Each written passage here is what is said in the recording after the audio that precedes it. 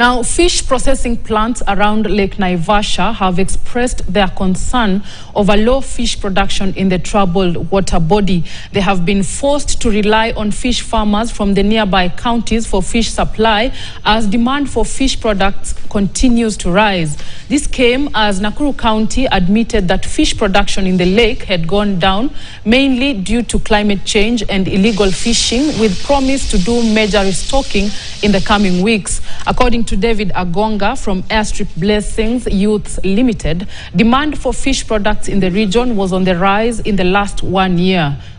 Outside the box, and now we started fish value addition. Now in the process of doing fish value addition, so we started in Karagita. This is a youth group that is impacting also to the community. That's why we've been able to also employ the local youths around here.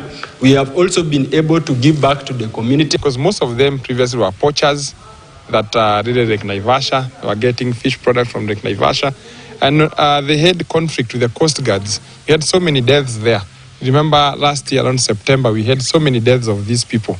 And at the moment, we have reduced that.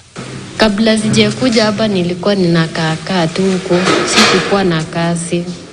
Sasa wakati tulikutana na Devi, ndo akanileta hapa, nikaanza kujua hata venye wanachinja samaki. Kila county tukue na something like this, it help a lot of ladies, because kuwa lady kupata job ukinje si mchezo, lakini if like uwe lady na ukue hapa ndani, it is easy.